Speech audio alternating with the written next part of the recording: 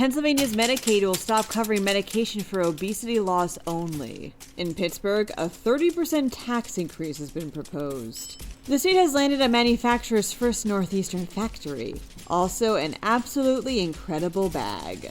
I'm Claudia Dimuro, and you're listening to Today in PA.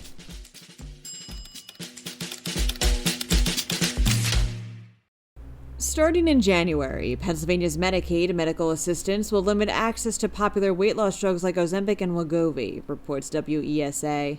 Basically, the program will no longer pay for adults who take these drugs for obesity only.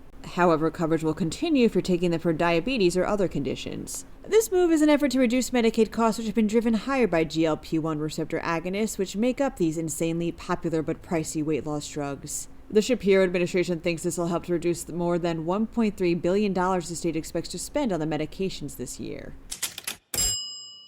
Pittsburgh, as previously discussed by this podcast, is in a bit of a budget ordeal, reports the Tribune Review, which is why Councilwoman Barb Warwick proposed a 30% property tax hike yesterday. It's either that to balance out the budget, she said, or axe services. Mayor Ed Gainey didn't include a tax hike in the final spending plan of his tenure and has received pushback from council members claiming his budget is unrealistic, as it doesn't account for all the city's expenses. So officials are scrambling to either pump up revenues or slash costs. Or both. Warwick is making moves to formally introduce this hike today.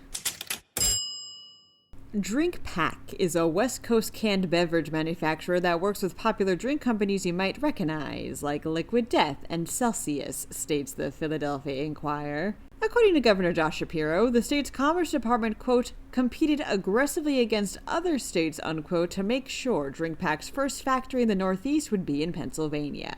And that aggression paid off. After offering Drink Pack a $2 million economic development grant and eligibility for a variety of tax breaks, the Drink Pack factory is officially coming to Philadelphia's Bellwether district. With it comes a $195 million investment from the company and employment for over 170 people. Drink Pack will be taking up residence in the Bellwether district come sometime in 2027. A Pennsylvania man has laid claim to what the state game commission has called a quote-unquote absolutely incredible harvest, says PennLive.